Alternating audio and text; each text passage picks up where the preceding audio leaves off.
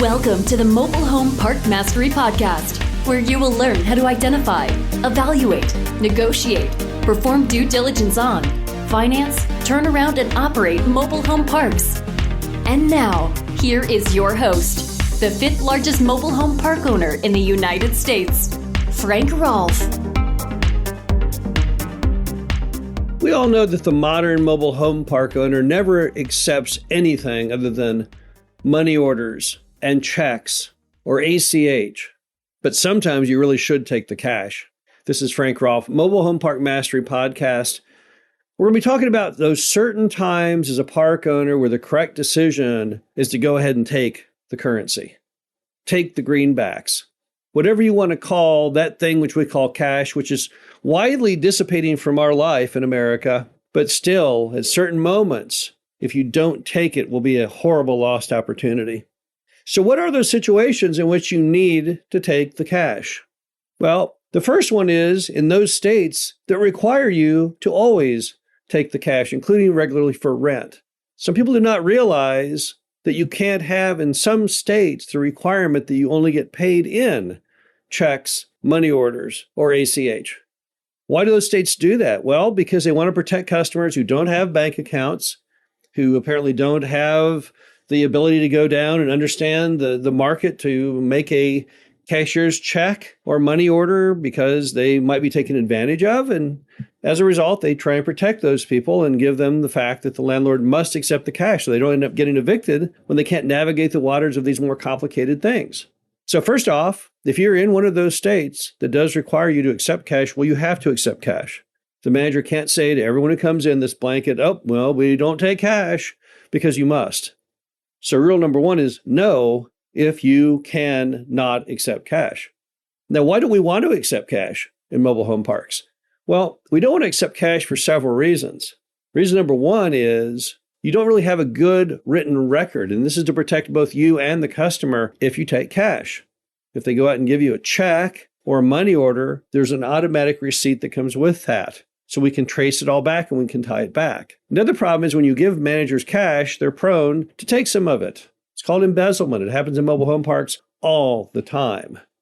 We found in due diligence, many mobile home parks where the amount of cash that's being pocketed by the managers is vast. It's incredibly big. So as a result, we don't really want them to be handling cash. It's not smart for the business. Finally, it's not really safe for the manager to have it be known that there's cash in that office on certain start of the month periods.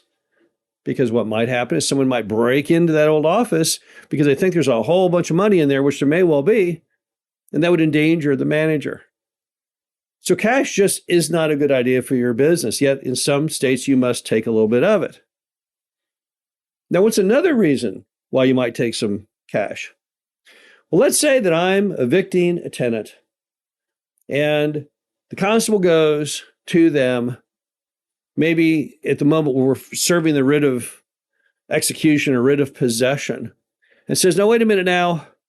Hold on there. Hold the presses. I got a bunch of cash. I can pay that off. We get calls all the time from constables who say, well, the customer's got you, you're evicting them, and I'm here to serve them with the writ, and they've got $2,400 in cash, and they want to know if you want me to take it. And the answer, of course, is yes, take it. Or you may have someone go to the office in the midst of eviction and say, gosh, you know what?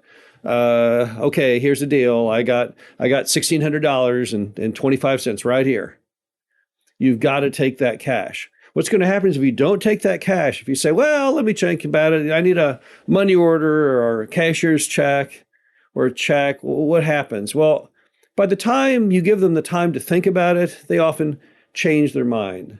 They have this alter ego. They have the good them, the smart them, the responsible them, and yet the irresponsible them, which is what got them in trouble to begin with. So if they leave, if you don't take that money, then it's never coming back to you. It's all over. If they offer that cash to the constable and he doesn't take that cash, what's going to happen is they're going to just immediately think, okay, hold on, I need to reserve this cash because I'm probably going to get kicked out. I got to use that to find more housing for my family. So in those life or death moments, in evictions, always take the cash. I don't even care if the problem is you get a call from a family member or maybe they stop by the office and say, oh, I don't want Henry to get evicted in lot 14. Here, I've got $2,300 in cash. Take the cash. Don't just knee-jerk say, oh, no, we don't take cash. Because you'll never see that money again. The minute they leave, I don't care who it is, they're never coming back in again. They're not going to go get the check or the money order. They're going to move on to the next most pressing problem.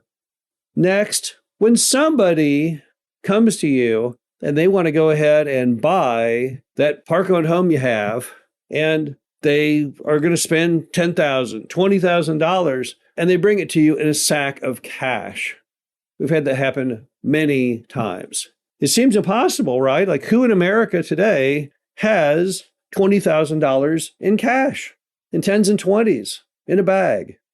Well, some of your residents do.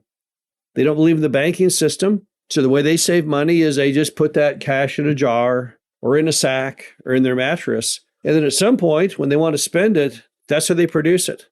They bring it to you in a big old bag. Now, if you tell them, oh man, we can't take that cash, you got to go get us a money order with that thing. Here's the problem.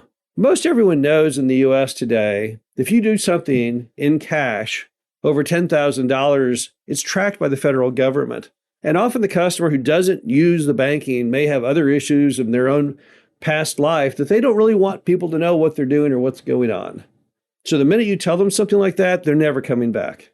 There's another park owner down the street that's willing to take the cash.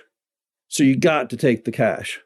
I don't care if the manager goes out and embezzles $1,000 of it in that scenario. At least you got $19,000 on that mobile home in cash right there, which is infinitely better than all the other options on the table. So take the cash whenever it's offered to you in that big brown paper bag. Now, cash is an unusual thing, right? Because it is the currency of America, but at the same time, we don't use it a whole lot, it seems. Everyone always pulls out their Visa card, MasterCard, those kind of items. But nevertheless, it's not illegal to take cash. If someone brings you a bag of $20,000 in 20s, 10s, 5s, and 1s, it's not illegal to deposit that cash. It doesn't make you a criminal enterprise. Many businesses take cash all the time. Restaurants always deal in a huge amount of cash. There's many businesses that are, and it doesn't mean you're on the Ozark show, you're laundering money. No, you just had a mobile home for sale, and the guy said, I'll give you $20,000 in cash, and here it is in a bag, and you take it down to the bank and you deposit it. The problem is, if you just take this blanket attitude of, no, we don't do that. We just take the checks and the money orders and such, you're going to miss out on a lot of big dollar opportunities. Everything I just mentioned is big bucks. 20 grand is a lot of cash. $4,000 on an eviction from someone who hasn't paid in a long time, that's a lot of money. You cannot miss those opportunities. That being said, you don't want it to be the norm. You don't want to tell the manager, oh yeah, cash is fine, let's take a whole bunch of cash. No, let's only take all rent and checks and money orders. So I guess the bottom line to it is you only want to take cash in those unique, customized, very rare occurrences. Never should you ever take regular rent in cash, unless you're required by your state, but even then, only on those people who request it. Definitely, checks, money orders, and ACH are far superior. We're currently at about 92% ACH with our portfolio, and that's part of the industry going forward. Everyone wants to gravitate away from everything except ACH. It makes life so simple. But we can't just look to the whole world to be so complicated. Some people just deal in cash. There's nothing wrong with that. Currency for the U.S. government is still legal tender, and there are occasions when you definitely need to take the cash. This is Frank Rolfe, the Mobile Home Park Mastery Podcast. Hope you enjoyed this. Talk to you again soon. Thank you for listening to the Mobile Home Park Mastery Podcast. Be sure to visit us at mhpmastery.com to subscribe to the show, read our show transcriptions, and access all of our great information on mobile home park investing.